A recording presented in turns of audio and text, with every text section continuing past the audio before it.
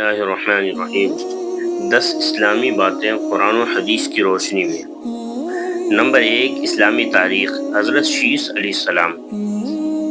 حابیل کے قتل کے بعد اللہ تعالیٰ نے حضرت آدم علیہ السلام کو حضرت شیث علیہ السلام جیسا نیک فرزند عطا فرمایا۔ وہ حضرت آدم علیہ السلام کے سچے جانشین ہوئے اور آگے چل کر پوری نسل انسانی کا سلسلہ انہی سے چلا۔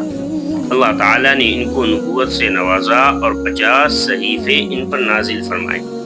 جب حضرت آدم علیہ السلام کا انتقال ہوا تو جبریل علیہ السلام کے حکم سے حضرت شیث علیہ السلام ہی نے نماز جنازہ پڑھائی۔ انہوں نے حضورہ نامی عورت سے نکاح کیا اور ان سے ایک لڑکا اور ایک لڑکی پیدا ہوئی۔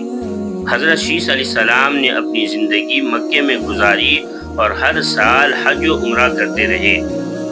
ان کو دن رات میں مختلف عبادتوں کا طریقہ سکھایا گیا تھا اور ایک بڑے طوفان کے آنے اور 7 سال تک رہنے کی خبر دی گئی تھی۔ حضرت شیث علیہ السلام نے 912 سال کی عمر پائی۔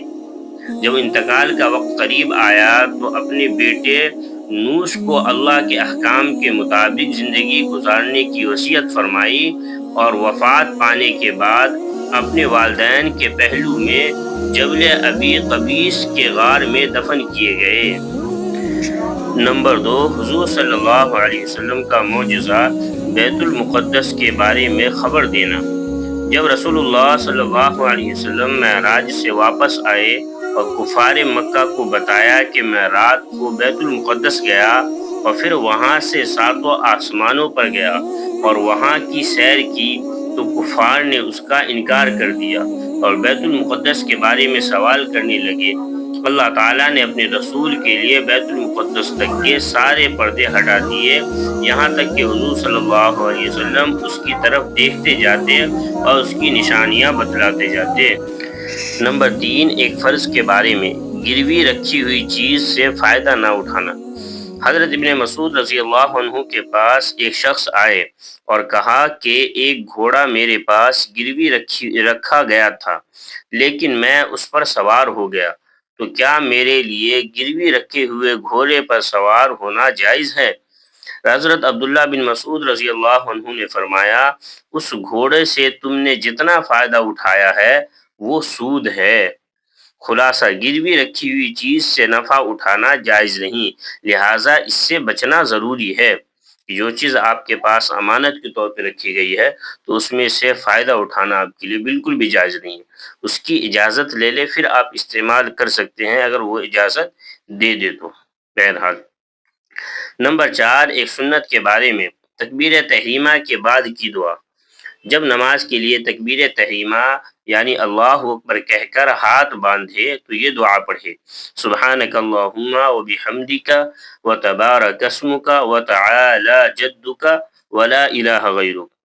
ترجمہ: اے اللہ، ہم تیری پاکی بیان کرتے ہیں اور تیری تعریف کرتے ہیں، تیرا نام برکت والا ہے اور تیری شان بڑی بلند ہے اور تیرے سوا کوئی معبود نہیں۔ نمبر 5، ایک اہم عمل کی فضیلت، 10ویں محرم کا روزہ۔ رسول اللہ صلی اللہ علیہ وسلم نے فرمایا، روزہ رکھنے میں کسی دن کو کسی دن پر کوئی فضیلت نہیں مگر ماہ رمضان کو اور عاشوراء کے دن کو یعنی 10 محرم کو، ان دونوں دنوں کو دوسرے دنوں پر فضیلت حاصل ہے۔ نمبر 6، ایک گناہ کے بارے میں، جان بوجھ کر قتل کرنا۔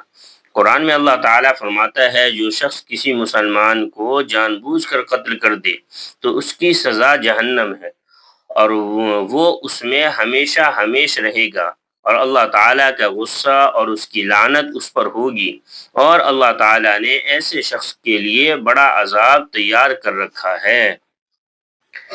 نمبر 7، دنیا کے بارے میں، دنیاوی زندگی پر خوش نہ ہونا۔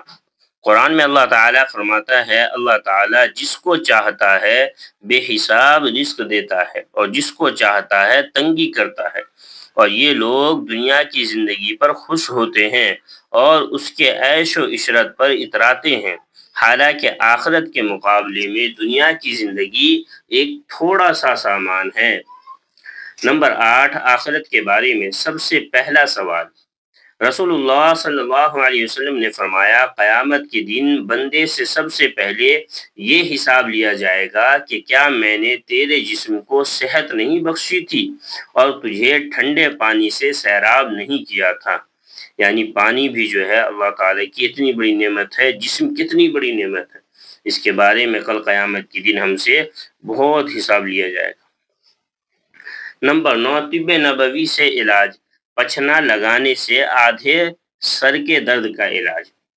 حضرت ابن عباس رضی اللہ عنہ فرماتے ہیں کہ رسول اللہ صلی اللہ علیہ وسلم نے احرام کی حالت میں اپنے سر میں آدھے سر کے درد کی وجہ سے پچھنا لگوایا۔